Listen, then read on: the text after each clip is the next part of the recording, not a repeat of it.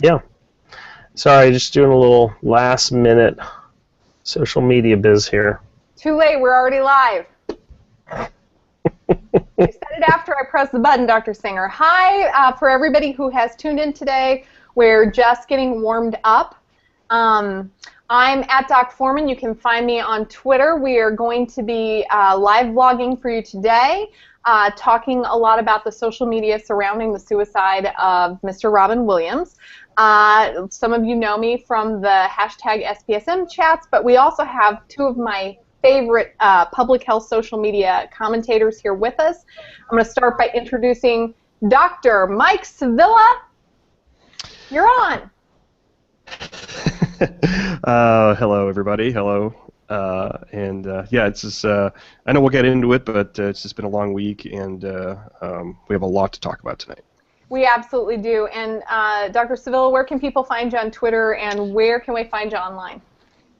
drmikesevilla.com and at Dr. Mike Sevilla, so thank you for that. And then I have another one of my favorite collaborators I have here, Dr. Jonathan Singer.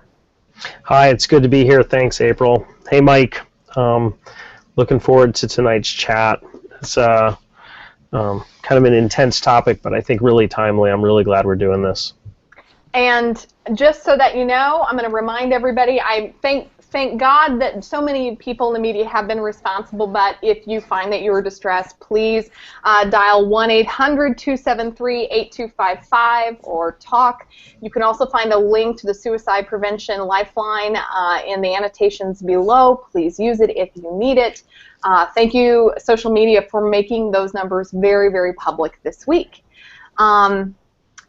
If you are interested in commenting or participating live, and we know we have a wonderful audience, this is unfortunately the Suicide Prevention Social Media's first live event since we went on summer hiatus for project development. Unfortunately, Mr. Robin Williams passed away by suicide this week, and we wanted to talk a lot about what we noted in terms of media coverage. This is, in a lot of ways, a sensitive topic. At the same time, Robin Williams was known for being one of the greatest comedians who ever lived, and honest about his struggles about mental health, and honest about his struggles in life in general. And so we are going to do this topic the honest justice that it deserves, and talk with the warmth and frankness that I think that we particularly bring to this.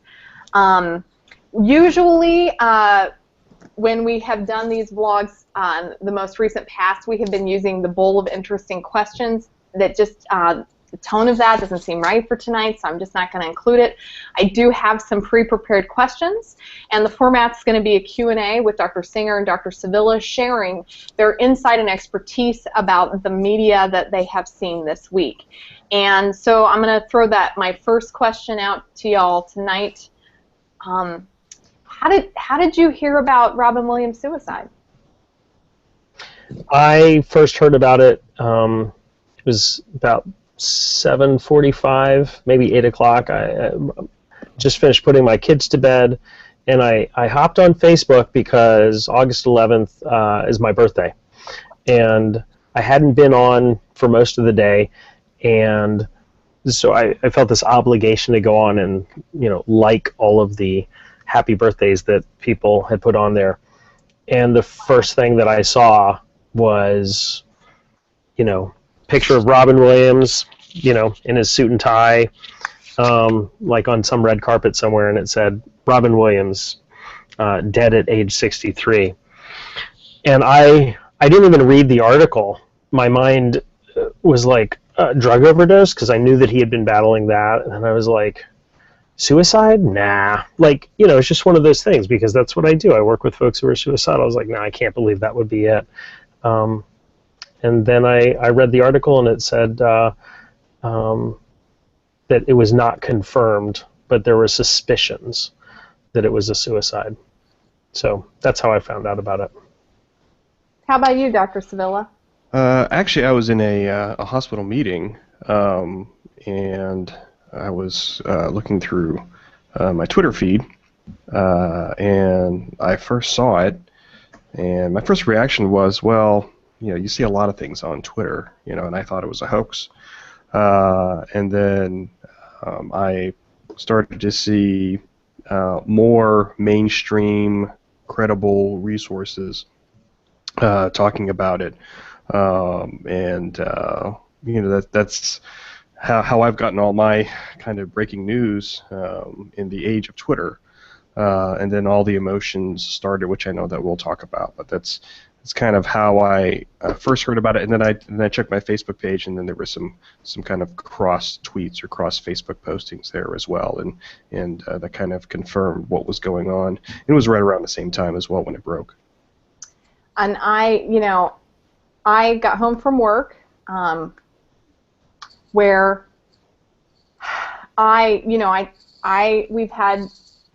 we have suicides at work. I'm sort of used to getting this news, and so it would have been a long day, and I checked Reddit, and it was at the top of Reddit, and I knew almost immediately, like I had this sinking feeling, like if a topic gets to the top of Reddit, it's probably not a hoax.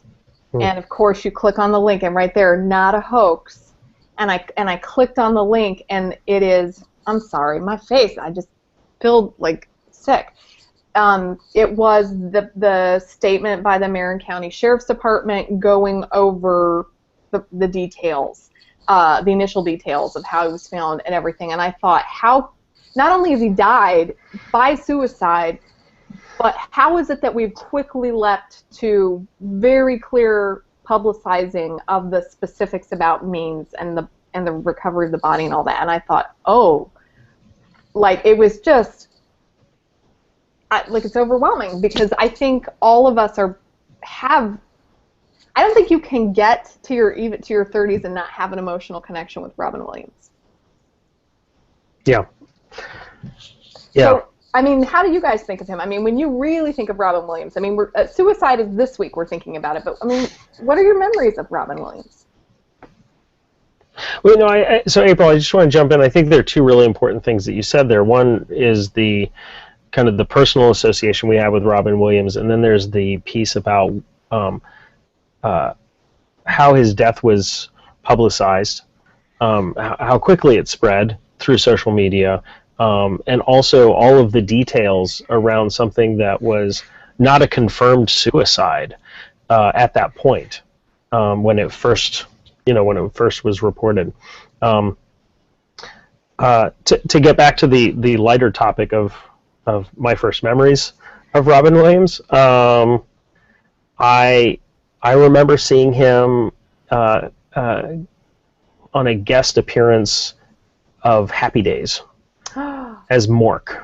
Yeah. And I was like, that's weird, because I was like, I don't know, 7, 8, 9. I can't remember how old I was.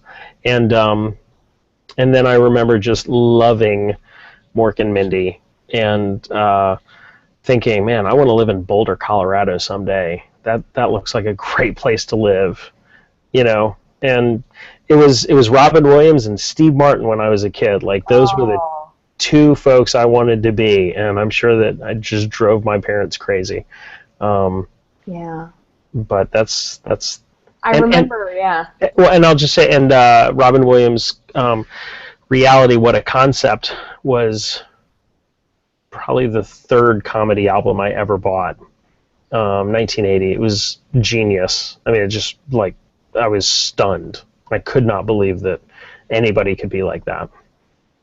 Yeah, I remember Mork and Mindy too. That's really my childhood memory. Was the first seeing him on Mork and Mindy. My parents watched it, and he was sitting upside down in the chair like he did. And I was the kid, and I was like, this guy, he is allowed to sit upside down in a chair. This changes everything. And so, of course, I became a diehard Mork and Mindy fan, and then you watch everything else, right? How about you? I admit that the first thing that came to my mind was Poet Society, and Oh Captain, My Captain, and the people that follow me on Facebook. I put it out on Monday night that I was just on YouTube all night, kind of just reliving a lot of that stuff, and I totally forgot about the kind of the birth of Mork on Happy Days, and then spin off Mork and Mindy, and then watch some of the stand-up and the Tonight Show appearances, and I was talking to my patients this week. It really depends what age you are as far as what memories you have. Mrs. Doubtfire and Aladdin and all that stuff, and really spanning the generations as far as different types of memories. I've never seen Aladdin. You probably won't know. This is another thing. We did this the last chat where I go, Jonathan, I can't do this because my heart will not. Oh my brain is broken. Wow. Okay, Jonathan, you're coming over to my house, and I'm going to crap you in front of the TV. This is just going to happen someday. And we're going to put it on Hangout. Live reaction. It could be like one of those. Yeah. One of those videos, like how kids react to certain things, like how Jonathan reacts to television, any sort of television that happened after 1984. Right. And if that doesn't work, we'll put a GoPro cam, and then we'll edit it. We'll edit it afterward. And I'm also, while we're taking just this break before we move on to talk about some of the more technical items, I want to let you know this is really great. We have several people who are tweeting right now. We're live tweeting our vlog. We also have Nurse Friendly at Nurse Friendly, who is tweeting our topic questions as we're covering that, encouraging other people to chat along. That happens spontaneously. Nurse Friendly, you are one of my favorite people on the internet. Thank you so much. Very, very generous. Please, if you go follow Nurse Friendly or go follow the hashtag on SPSM, this is apparently happening right now, and he's covering this. So I don't. Nurse Friendly tweeted that probably it is likely everyone will remember where they were and how they found out that Robin Williams died. Like this is sort of a defining, shared, collective, emotional moment. And I don't. For shared memories of Robin Williams and for discussions about suicide, there are people who are covering this very well. If anybody sees Dr. Bill Schmitz, a lot of you know Dr. Bill Schmitz on Twitter. He's a big pal of ours. And the president of the American Association of Suicidology. He's fancy, and he also has an opinion column that's been now on CNN for several days. It's easy to find on this, talking about suicide and Robin Williams, and it was really powerfully written. I'm not going to restate that. That's for Bill to talk about, and that's for the president of AAS to talk about. But a lot of us have seen the social media around Robin Williams' death and his suicide, and I'm wondering if you all had any reactions. What did you see? What did you notice? I actually, kind of watching it this week. It was, I don't know how else to say it. It was pleasantly surprised that people kind of really went towards the mental health angle and the suicide angle, and not so much the substance abuse and that type of thing. I watch a lot of TV, I watch a lot of news programs, watch a lot of talking heads, and I was pleasantly surprised by the coverage of this. Maybe just because Robin's just so beloved around the world. And I agree with you, April, that the coverage of this really has been bringing up the topic of suicide, the topic of depression, and I know we'll get to it, but it's only been in the last 24 hours that this whole Parkinson's revelation has come forward. But overall, I just from a amateur media pundit analysis type of thing, I've been pleasantly surprised by what I've seen. At first I was really anxious that everybody was calling it a suicide before there was any sort of official ruling. And now, I've been on and off social media because I've been on vacation and because it happened on my birthday, and so I was with my family. But I think I'm very cautious about labeling something a suicide death. In part because somebody's phone's going off. I'm so sorry. In part because of the stigma associated with suicide, and then people start jumping to conclusions. And also, as somebody who works with folks in schools, and there's questions about what do families want people to know, all the privacy around it, and my statements were around, Robin Williams has died, right? And it appears that he killed himself, but we don't know that for sure. And it seemed like that sort of cautionary note was not included in most reports that I saw initially. Mm-hmm. Now, maybe it was because there was this such sort of a very clear report from the what did you say, April? It was the Marion County Sheriff's Department. The Sheriff's Department. The MCSO released almost immediately that morning a public statement stating that they were investigating it and the circumstances surrounding it. Right. And so people were talking about it, and they were talking about means and method almost immediately. As a matter of fact, my child, I didn't even look, my job makes me very uncurious about the specifics unless there was a clinical reason for a patient to know. It's like, it's like I got to take a break from it. So when my 8-year-old daughter brought it up at dinner, and she began telling me she knew all about how Robin Williams had died, and then described the methods in detail at dinner. Wow. And that was how I heard, and I went, oh, the media has made a mistake. This is in my 8-year-old daughter's brain. Don't they care about her? And that was that was not a media or psychologist thing. It was simply, don't they care that my 8-year-old daughter heard this? I would not say that to her. And so I was a little bit, I also saw Reddit. So that was where I was first looking. And I saw 2 different things happen on Reddit that were really interesting to me. The first was everybody posting Lifeline information and sharing it, both on Facebook and on Reddit, right? Which was great. And then I saw something that I thought, I don't think people have talked about as much, that I think is really interesting. And it's probably one of the 2 or 3 more interesting things I noticed, which was on Reddit, there was not, where I was seeing in mainstream media, suicide deserves attention and it is a serious problem we must address. Mm-hmm. On Reddit, I saw people, it was really personal, and they said, I kind of understand why he killed himself. I'm depressed too. I'm tired of people giving me a lifeline. Therapists have not helped me. It is reasonable to want to die. That is a reasonable way to think. And I'm tired of people saying that it's a problem or bad or wrong. Suicide is an okay way to die. Mm-hmm. And a lot of people said this on a lot of different threads, and I was getting all these threads in my inbox, in my mailbox. Anytime that's mentioned, I have a search, and so I was going and looking, and it was just filling up. And I said, nobody is talking to these people. A lot of the public conversation was some of it was graphic and inappropriate for my daughter. Some of it was really wonderful, sharing, helping information that might save a life.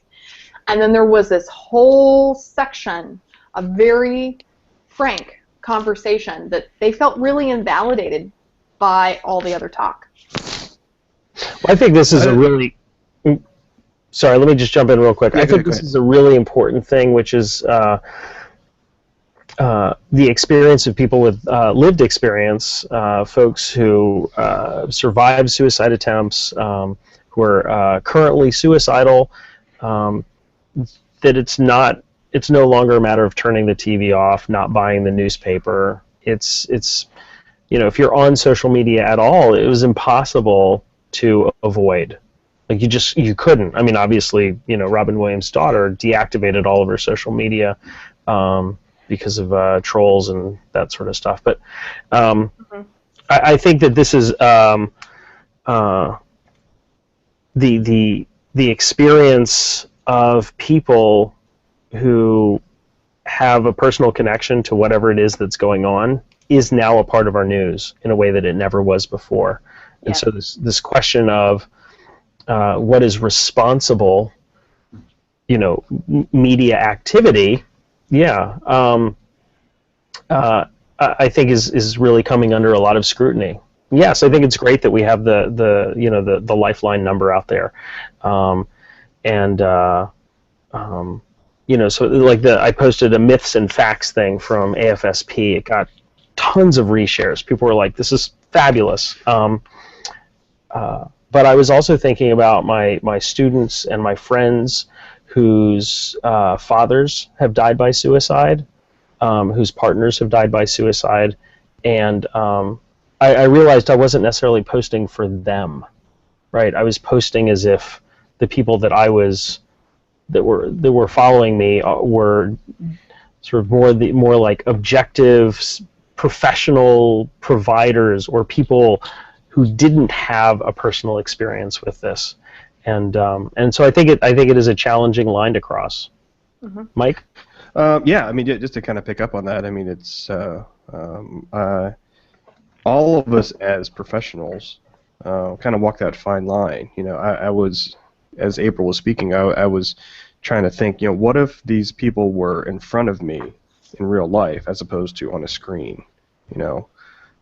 What would I do? Would I validate that and say, yes, I understand what you're saying, but let's focus on you and see, how close are you to any of those, trying to intervene for them. So if someone like that was in front of you, you would have a really, like a clinical, like caretaker, like reaction, like to want to help them, right? Exactly. As opposed to, quote unquote, anonymous people who are venting about, whatever issue they have as far as their own personal experiences, or if they talk to friends or family who've had similar experiences and say, yes, there are people out there who have not listened to me, or my perception is they have not listened to me, whether it is my doctors or clinicians or whatever. So how do you kind of balance that by saying, okay, maybe maybe people haven't listened to you, or maybe there's been a communication problem. Well, how do you take the next step to act on that to try to correct that perception for that particular person? And that's a fine line. Yeah, and I'm getting a message that Dr. Bill Schmitz will be joining us in a few minutes. So in a couple minutes, we'll be shifting the conversation a little bit. One of my reactions was, let's see if I can click over. I'm so grateful. I cannot say this enough. I am so grateful for the lived experience community, especially the ones who are on the Speakers Bureau, because when I have talked about it and I've put up comments, some of them have messaged me and they would say, I totally saw what you're doing with that. That didn't feel great to me because of this. And it was totally reasonable. And then I would say, you should tell me that in public, because both of those messages are good messages. They're okay. Both of those thoughts. There isn't one unified. We're not all making a pamphlet here. There isn't one unified, right, public health care message that we need to share. This is social media, which means this is a conversation, or it's interactive, and it has multiple points of view, and you should share it. And they well, I don't want to be disrespectful. Of course, in Reddit, they have no trouble being disrespectful. And so some people will just say that directly. And various levels of, I thought, eloquence or effectiveness in sharing their opinion. But, I mean, the thing with social media is, it isn't like when CNN posts something where there are a couple of really major ways that it's framed. It's a dialogue, and that's a new way to do this. That means that when you or I, as a healthcare person and as a media person, have this conversation, someone's going to want to talk back to us. And that's a very vulnerable position. Yeah. So for anybody that is sort of a social media person, right, has lots of followers, or feels like that's an important place, being willing to risk stepping out and saying something. I'm thinking of like the Academy tweet that really got slammed by folks who are sort of suicidologists or professionals. It's one of those things where I know that the Academy had the best intentions. Yeah. Right. There was nothing remotely like I don't think that anybody could have ever imagined that anybody would have thought anything negative about what they tweeted. Yeah, and that's a normal thing. Like if someone is struggling with a painful illness and they pass away, like if you have cancer and you finally pass away, then someone says, well, they were in a lot of pain. And mental health, you know, we have to say, in some respects, extreme mental anguish is a lot of pain, but also when we talk about that, like the escape, that may have, someone else may kill themselves when they could have recovered. So that's how suicide in some ways is going to be different than someone who's passed away in another way. Yeah, absolutely. And I like your frame about it being a dialogue. But I do think that it's, you know, if we're thinking about what are the social media implications, I think that point is actually a really good one, which is the next time something like this happens, for people to just be bold, and if you're going to screw up, like, do it in public, so that dialogue can happen. Yeah. As opposed to thinking, wait a minute, I have to spend the next 3 days getting it right, so that nobody can find any holes in what I have to say, or see me as being less than the expert that I'm trying to, you know, be. Right. Mike, you were going to say something? No, I mean, it's just, I just been thinking about this last, you know, few days, is that, you know, if you think about, you know, all these mental health diagnoses, you know, people always say, well, we're trying to, you know, overcome stigmas. You know, I hate that phrase, but that is kind of what's been happening this week, is that we're bringing it up again. You know, I remember, you know, when, you know, first discussions about, you know, the medicine Prozac for depression. I mean, that was 30 years ago. And there was this big thing back then. I mean, you know, people are like, oh, how can you do this, and how can you talk about this? And nobody ever talked about, you know, things like postpartum depression. Right. But those type of things are not as much now. And even if you talk about, like, medical diagnosis, you know, like you know, this Parkinson's revelation has come up in the last, you know, couple days. And, you know, before Michael J. Fox, you know, nobody really even talked about it as much. But now, you know, the perception is not as scary. Or Magic Johnson and HIV, you know, those medical diagnoses. But, you know, still with these mental health diagnoses and suicide and substance abuse and celebrities and musicians and artists, the evolution of that, you know, stigma has been slower. I mean, it's still evolving, but that's kind of an interesting thing. From my point of view, because I see both a medical diagnosis stigma and a mental health diagnosis stigma, so that's just kind of an observation. Absolutely. Let's talk about stigma for a second, because stigma has become my new favorite drinking game. I'm not an alcoholic, but I have those moments where I like to joke about it, where every time I hear about stigma on a mental health chat, I feel like taking a shot. And I'm going to tell you, and this is just my opinion, and today this is my opinion, but tomorrow it may be different. That, be bold. Yeah, I'm gonna, because usually I'm so shy. No, there is stigma about suicide, and there is stigma about mental health, but if Suicide Prevention Social Media Chat has taught me anything in the last year, if this week has taught us anything, people want to talk about suicide. They want to talk about their personal experiences, having survived someone else's death by suicide, having felt suicidal, having attempted suicide. They actually really do want to talk about it, but we have not facilitated that. And it may not just be the social stigma that has kept it down, but our inability as media, like for us who have a stake in this as mental health people, to have good media skills, to facilitate a conversation with multiple points of view, that may have kept the stigma going longer than it had to. April, I don't understand what you're saying. That happens to me. I'm sorry. So, but like, wait, specifically, how is it? People want to talk about suicide, but until we gave them a place and made it like we gave them a place and we said have a conversation and show up every week, and people showed up from everywhere. Today, you know, this week Robin Williams has died by suicide. Everywhere on Facebook, I have friends who say I battle depression and I don't talk about it enough. But since we're talking about it this week, since there has been a space for this conversation, and they've disclosed it, and I've seen brave disclosures over and over again, and I thought, well, if we had given them a chance to talk about it before, they probably would have. And I bet you the stigma could have evaporated faster. Had mental health people like you or like me, had like Dr. Sevilla, who does this wonderful public health, because 80% of mental health happens in primary care.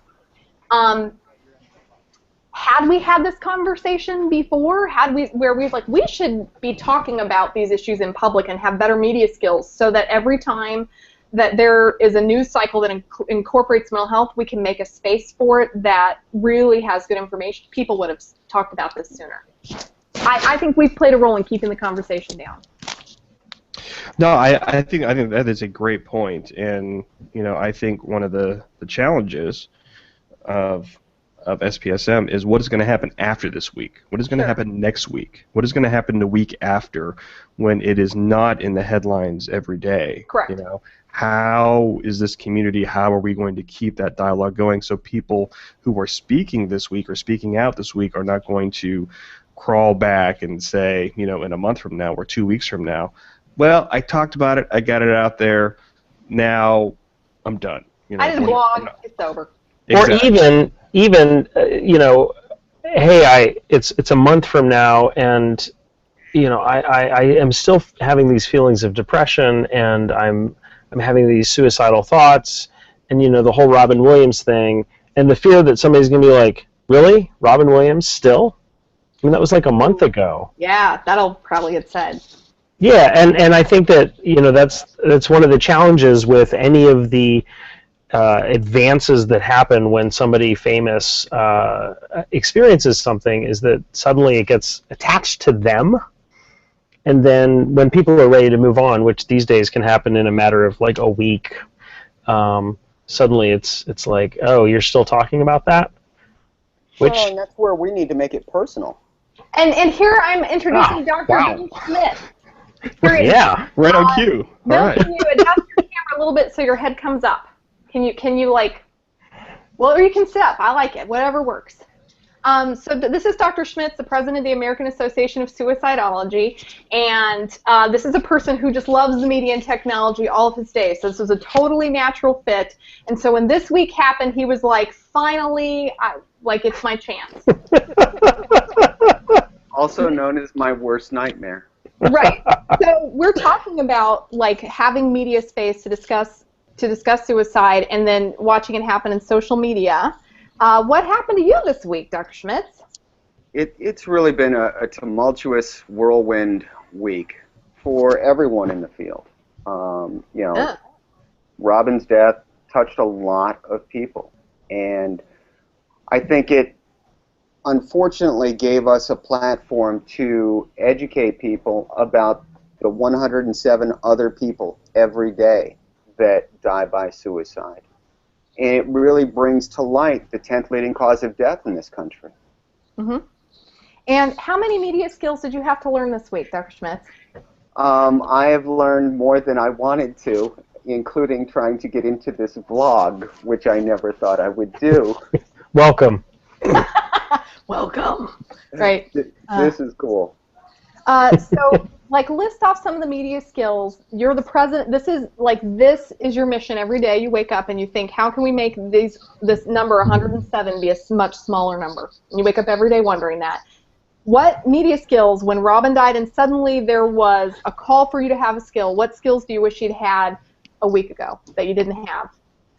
I think the one area I wish I had grown a little more in was really sticking to my talking points better. And for the most part, I succeeded in staying true to the true mission of let's educate people about warning signs, let's give them resources that they can go to that will always be at their fingertips, and recognizing and educating people that this is much more common than people talk about. Yeah, and you really were, you were sort of thrown in the fire, so you were, asked to suddenly create very rapidly a blog for CNN. You had a Variety interview that's just happened recently. and not only you, but several other suicidologists, suddenly they're like, we're going to be on Glenn Beck, or we're going to do radio. Several people, how do I do a radio broadcast? And it wasn't just, do I have talking points? How does the equipment work? Do I know how media works? How, this is the week a lot of people went, oh, now I know what skill I don't have. Yeah, and what really surprised me is as you and Mike and Jonathan know, I struggle with media, and this is not the most comfortable setting for me. But no, bless your heart. You're doing I do great. what I can. No, you've grown a lot. I'm gonna switch a little bit back to Mike, and we're gonna and this is the perfect segue into this next question. I wanted to ask you all about some of the lessons that we learned this week. Social media lessons, what we've learned about suicide. I hope that our many experts will continue to use media to talk about that, but what social media lessons did we learn this week? And I'm actually going to switch to, when we talk about, we've gone from Bill, who is in this chat, the newest to social media, to Dr. Anonymous, who is one of the first healthcare social media participants out there. From the position of experience, what were we learning this week? I think it just confirmed that, how unprepared we are talking about this topic, because there's a lot of scrambling that I saw, when it first kind of broke. Mm-hmm. But I think, this is a lesson, I've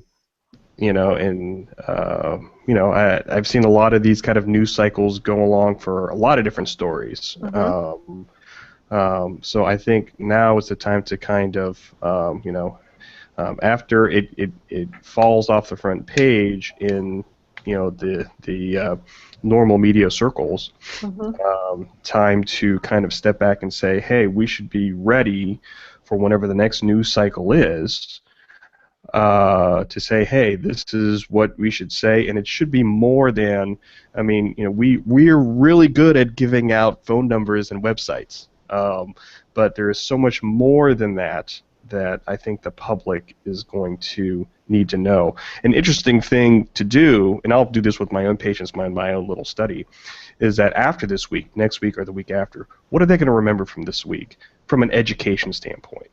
Are they even going to remember what the phone number is? Are they going to even remember what the website is? Are they going to remember any kinds of signs and symptoms or anything in their local communities that has been blasted at them?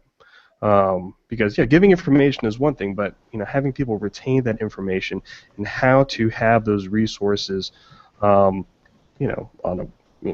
something, in your clinician's whatever, whether it's your pocket or on a, that you can give to people. So that's something that I learned this week is that we're really good at giving that information, but I think we need to be prepared next time for that next news cycle to give them more than just a phone number and more than just a website. Give them more information for them to think about. So how can Dr. Sevilla, oh, great. So Dr. Sevilla, is what you're telling us is that it's actually behooves us to start paying attention what stuck and what didn't stick, and think ahead next time for what we want to stick, and then behave with the media in a planful way so the helpful thing that we're hoping sticks with people does so, and on purpose. Yes, I do, and there may not be a big national news cycle story. There may be something in your community that happens, mm-hmm. and we should be prepared for that as well.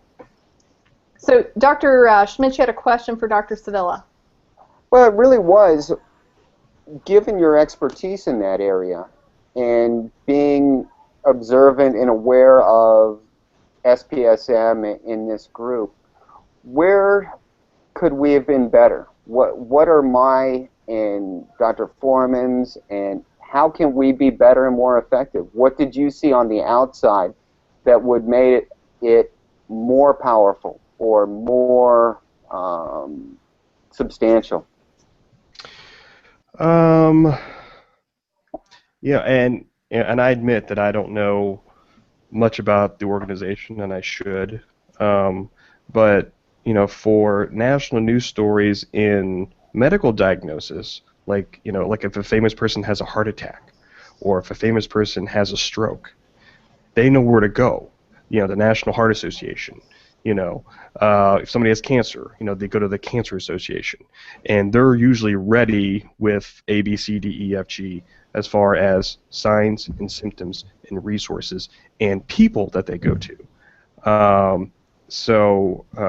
That's how I can see the association kind of being more proactive as far as maybe anticipating these national phone calls and saying, what is the response of the president? What is the response of the association, not only to this actor or this celebrity, but about suicide in general? What can the association, what do they want to tell the nation about suicide as an organization?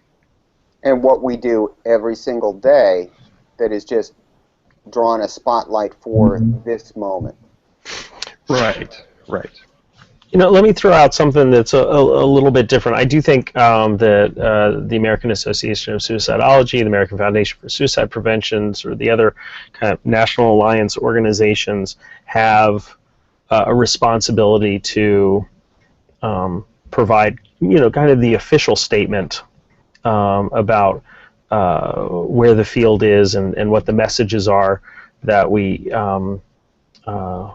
want the public to understand about suicide risk, relationship to other sort of risk factors and availability of support groups and things like that. But I think that one of the most powerful things about social media is that so much of the news cycle happens through these back channels or sideway channels these days. And for every person that is a social media person, like I am, or Dr. Sevilla or Doc Foreman, Bill, I have no idea what you're doing right now, but sorry about that. Is to know what your audience needs. And I was surprised, although I kind of had an idea, I was surprised at some of the resources that I had at my fingertips that I almost didn't think about sharing, and the frames that I almost didn't think about providing for folks, because for me, they're just kind of givens. I've mentioned it before, but the myths and facts sheet that's on the AFSP website, the frame that I provided on the Social Work Podcast Facebook page was, how do you respond online when you see someone perpetuating a myth about something? In this case, suicide. And I said, well, two things. First, you want to have accurate information, and then secondly, you want to respond respectfully, saying, I can totally see how you would think that. That's actually a myth, commonly understood as a myth, and here's the truth, kind of thing. And then I said, and here is a page that provides myths and facts. And people loved it. I mean, I like the page, right, but it's not new to me. So I guess my take-home point is that AAS, Bill, you can be on CNN and you can be making statements and you can have your talking points, but you can't talk to everybody, right? You can't meet all of those needs. And so for each of us to know what it is that we can and should be doing with folks in our sphere, I think is really, really, really important. And it is, and that's where SPSM and the work of Doc Foreman and Tony Wood has really been invaluable, because it has really broadened the number of people that are educated. And it's not my message, it's not even AAS's message, it's just good information that I know, whether it's Desiree Stage or the countless others that show up regularly on Sunday night, that they're talking about the right information and they're giving them good information, and that's what's going to turn the tide. Mm-hmm. Let me go ahead. Sorry. No, Let me respond to a couple other items. We have an extremely vivid back channel that's happening right now, and we're trying to make some decisions about what to cover. Some of the things that I mentioned, I heard a lot of folks who were providing media say say, I don't want to be opportunistic, and I'm just trying to write myself notes, I'm getting it so fast. I don't want to be, and I don't want to be capitalizing it like it's almost like a bad thing. And I wanted to say, listen, the Red Cross knows when there's a hurricane that everyone's going to want to donate money, express care and concern, talk to others about it, and let's provide an appropriate place for that. So on Reddit, there were lots of calls for, I would like to do a public awareness campaign. Can we get someone to do a movie marathon and have some people show up and present some material with this? And I saw more than one request, which sort of went out into the void. And then there was, how can I donate money? Who do I donate money to? What is it that we need to make suicide prevention a public health priority, and how can we support that? I mean, there were calls for responses to that. We did not see, and I'm just one clinician, and this is certainly an important advocacy work that I do as a part of my my personal mission, but I'm in the middle of running my clinical job. Like, there really was a need for a media team. The Mayo Clinic's so lucky, they, thank you, Liaise, has a social media division, and they could respond, and they could put together media events. But there's really, what Dr. Sevilla said, that like you need a pre-planned strategy with stuff already made, because you won't have time. The Red Cross does not make decisions about how to respond to hurricanes in the media after the hurricane. They do it before. And that's not opportunistic, that is thoughtful about public health and welfare. We also noted that a lot of this events that happened this week, and this is apparently happening in the back channel, that there were a lot of media requests that happened in Texas, because on the day that this news story broke, Jennifer Battle, and I don't know if you're out there, but Jennifer is another one of my personal heroes. She, as part of a team, was hosting a one-day seminar in Texas with Thomas Joyner, and Desiree Stage and a bunch of our Speakers Bureau and other experts in suicidology were there. So Glenn Beck and a whole bunch of other people sent crews out. So one of the questions is, did we really capitalize on the fact that a bunch of our experts were in one place and one time, and were they then prepared to deal with what happened there? And does anyone know much about that, or can they comment? Well, I think the fact that there were so many experts in one place, I mean, you can't plan for that, but I think it's fabulous that it happened. And however it is that Glenn Beck and the rest of the folks got a hold of them, if it was through the Speakers Bureau or whatever, I mean, that's the Speakers Bureau. I mean, that would be fantastic pre-planning to make sure that that was out there. I know that I was 110% stoked to see people that I knew and respected being the ones making the statements in the media. And I think that was the first time that I saw that so consistently, and so many different people that were experts making statements. So it wasn't just 300 people calling Thomas Joyner, right? Yeah. That it was a bunch of different folks from different points of view who all had some media expertise. And one of the things that they were saying was, whether or not they had airtime had a lot more to do with, could they get to a studio? Did they already have the media skill to be able to show up? All that stuff. And like, that's what happened to Dr. Schmitz, was suddenly he's getting a request, and he's got to figure out in the middle of his clinical schedule, does he have the skill? Can he respond? Where's the time? All that stuff. The timing issue was particularly unexpected for me. And obviously, I understand the media moves fast, but I grossly underestimated just how fast. I mean, it really is a matter of, if you can't be available within 10 to 15 minutes, they'll find someone else. And I personally wrestled with, well, I don't really want to do this piece for me, but I really don't want them going to someone who's not informed.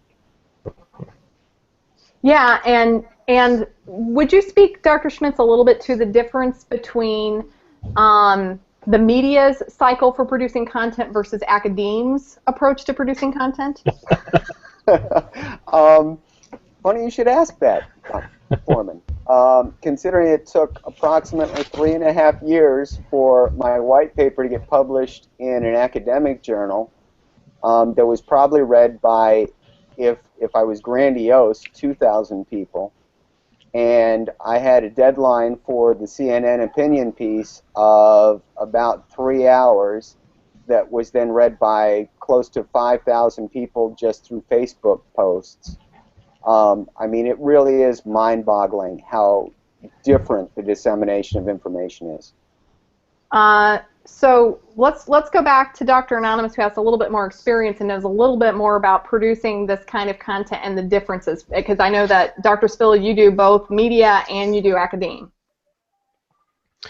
Yeah, I mean, I've done radio interviews, I've done television interviews, and it could be anywhere between 2 hours and 6 hours when I get a phone call at my office about something medical that's going on, meningitis, or it's usually some kind of infectious disease. And you don't have a lot of time to kind of prep for that. Even for newspaper articles, sometimes they call the office at 8 and they said, we're going to call during your lunch hour and this is what we're going to talk about. And so in my mind, I'm thinking, well, there's got to be 3 points that are going to be kind of sound bites, whether they're on TV or audio, that are going to make that reporter's cut in their report. It's got to be good. It's got to be snappy. It's got to be not boring. So that and it takes a lot of experience. I mean, and I wasn't an expert at that when I started. I really screwed up. But it is a skill. It's a learned skill. Yeah. And there's a lot of medical organizations, at their regional meetings and at their national meetings that have specific media training sessions for their members, and then they bring these people from these consultants who do a very good job, and they press you a little bit, but these are good practice type of things. And I didn't go to medical school to be a television star or whatever. It's a learned skill, but it can be learned, and if people are used to a certain way that media is being produced, like in a paper journal, the very rapid pace of social media and traditional media, it's going to be very shocking. So that's probably what Bill went through. Yeah, absolutely. But it's not impossible. It's not impossible. But it does take an association. It does take the group some planning, and it's not opportunistic. It can seem like that, but this is the teachable moment. Cause of death. We know there's going to be more. That's right. That's right. But you'll know this will be a teachable moment, whether it's for a community or a region or for a nation, that you're going to have their ear. And you're only going to have their ear for a nanosecond, so it's got to be good and it's got to be planned out. And I think. Go ahead. So I think that another important distinction to add on to what you guys have been saying about academia and media is that. In academia, people will jump all over your stuff if you make statements that sound more absolute than you can actually back up with citation or et cetera, et cetera. In the media, if you make wishy-washy statements, they're either not going to use them or they're going to use them wrong. No. So it really is a different way of thinking about it. You do have to have your bullet points. You have to have, when you're getting recorded for an interview, you can't do what I'm doing now, which is sort of talk in like 3-minute long things with lots of ums and no clear cut points. You have to sort of sound like Ira Glass, and every sentence you say ends. And then you say another one. And then you say another one. And so there are these clear edit points. And, if you're not able to do that, you're not comfortable doing that, then you're not going to be a good interview and people aren't going to come back. Correct. We're going to hit one last point, and then we're getting ready to close up because we're getting close to the end of the hour. What I love about doing these is that I've got to meet people with a lot more experience than me and learn. So first of all, before we get much further, I really want to thank Dr. Sevilla and Dr. Singer, who in the last couple of years have exposed me to so much better skill than I would have. You can't just learn by yourself. Like, you have to have people who are better than you and who have more experience to teach you. So I'm deeply grateful that they are here, and I'm deeply grateful that Dr. Schmitz is here with us. I think he is living proof that you don't have to love it to become effective. We've had a lot of questions on Twitter and in our social media channels. And one of the big ones was, and we brushed against this briefly, but combating misinformation. So I think we made excellent points that you can't do this all by yourself. Like, Dr. Jonathan Singer, Dr. Bill Schmitz, Dr. Mike Sevilla, Dr. Foreman can't just go online and correct every single piece of misinformation. One of the great things that I think that we've done with the SPSM hashtag is we've built a really diverse community of people who are influencers in their own circles, and who have some shared interests and some shared stakeholders, and they influence their communities. We've done a lot about combating misinformation and providing good information and good skills by simply creating community where people are rubbing off on each other and becoming more skillful in media. I've been asked repeatedly, and I cannot do this. And I think Dr. Singer, we've talked about this. I know Dr. Schmitz, Dr. Sevilla, for like a white paper of best practices of media. To do that, so that because people said we are now interested in doing the media for this topic, and so send us to the white paper, and I'm like, you just have to show up on Twitter like every week and make friends. So that would be like writing a white paper on how to have sex. That is a white paper that would be fun to write. there are white papers out there. That's the most terrible analogy, and I don't think Robin Williams would be troubled by it. No, I don't think so. But so how would you say, like, for my folks with more experience and of course my dear Dr. Schmitz, who has really thrown himself all in, how should people build those skills and build those communities so when these things happen, it isn't up to one person to do the media, but you actually have a community who is engaged?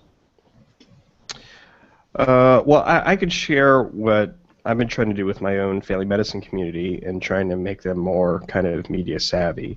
And there's no way to do it than just doing it. You learn on the job, you learn by doing it, you start small, and I tell people if they're interested in it, then write an essay or an op-ed for your local newspaper. Learn how it is to deliver a message in that written type of format. If you're comfortable with that, then reach out to your local radio, if you still have radio, or a television station and say, hey, I am a doctor in this community and I want to talk about X, and this is what I would say. And they're not going to say yes the first time, but at some point that television station is going to need, in my point of view, a family physician to talk about X.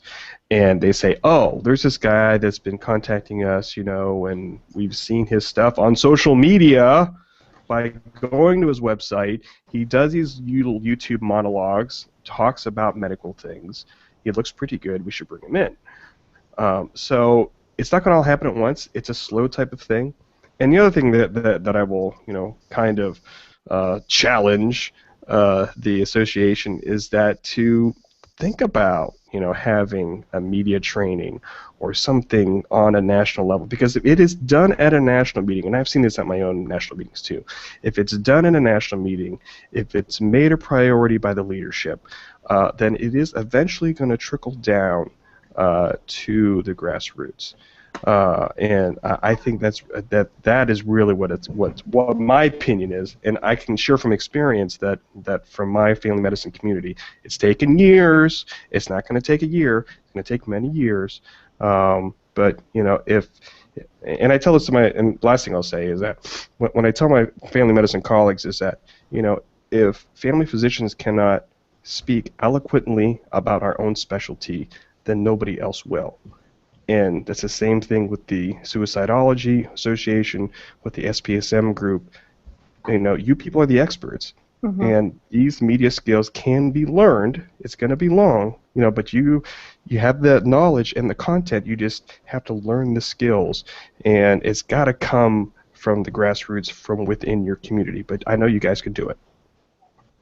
And let me just throw out, I know that we're almost out of time. I interviewed a journalist for the Social Work Podcast, WHYY Behavioral Health correspondent, Mike and Scott, and she said, everybody has to think of themselves as being their own PR director these days.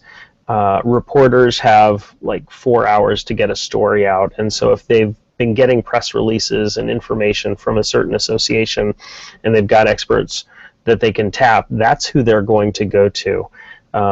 If they don't, that's when they start searching.